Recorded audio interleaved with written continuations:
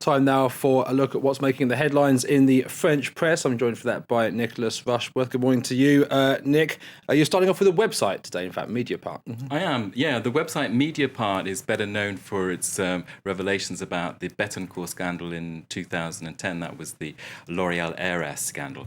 Today, it has a feature story on people from teaching assistants to delivery men in small towns and villages in the Paris region, a few dozen kilometres from the city centre here. Now, that paper is arguing they are feeling forgotten and angry in this presidential election campaign. They say they're earning less, the cost of living is too high, their children are struggling. And that's working in favour, the Mediapart says, of the far-right National Front, Marine Le Pen, of course. And one quote I saw in that piece is, well, we've tried the right, we've tried the left, so why not try Marine Le Pen now? Okay. And one of the election issues, or at least coming up election issues, is this so-called social VAT, which has been mooted by President Sarkozy as a way of helping fund the social security system. Well, it's not a trip down the pub and a whip round. Social, such a difficult word for us to translate. The TVA social, the social VAT, does it come down to simply an extra tax? The communist paper, L'Humanité, leads that almost 2 out of 3 people there, 64% of the French are saying a massive non to Nicolas Sarkozy's plans to introduce this new VAT.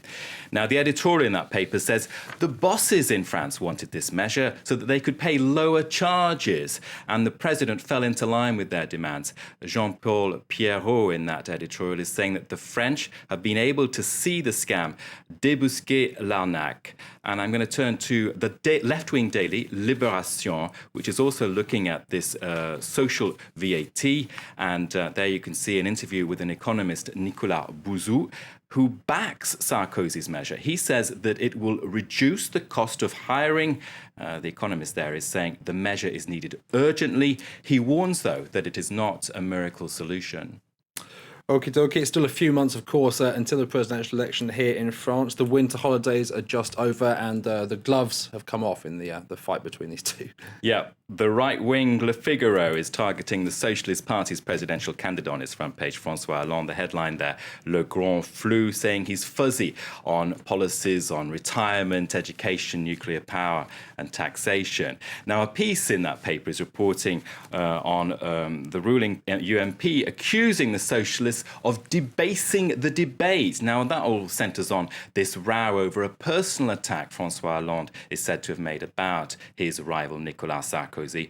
Now, it's stated Hollande described to journalists that the president was a sale mec, a nasty piece of work. We've translated that as a nasty bit of work, yeah. Absolutely. Hollande didn't say that his comments, though, were off the record, so the journalists went ahead with a bit of a scoop for them. The insult drew outrage from the right, of course. Le Parisien, Aujourd'hui en France, Today in France, has a piece on that too. The war of words there, you can see it, La Guerre des mots. Now, it was that paper that reported on Hollande's lunch with journalists. And actually, today it's saying, well, the row is really same old, same old. It's just the same thing we're used to in election campaigns. One party or another leaps on at any opportunity to portray itself as a victim, and then they go on the counterattack. Now, the UMP counterattack is reported in Today in France this morning, and it's saying that Hollande is, get this, a non-entity. The boy is indecision itself. So I think that's trading insults pretty good. I think it's time to move on from this this particular issue. Finally, in Le Monde, quite an interesting piece there about France's elite school, ENA, the school which you have to go to run the country. INA, the ENARC, the National Administration School, or the Polytechnicien, École Polytechnique, those schools are for being an engineer or for government posts. Now, that piece there is saying that normally they go through life picking the juicy jobs, but now they face the dole queue in this crisis, the crise, and they're talking about career transition. And the cartoon in that piece is saying, one person from one of these top schools is saying, I'm currently in a professional repositioning phase, and I would like a proactive exchange with one of your headhunters at this recruitment centre, if you please. And so that kind of joke is that this is not quite the language you need. You've got to be less wooden to get yourself in this world these days. Life getting tougher even for the NR. Nick Rushworth, thanks very much for that roundup of the French press.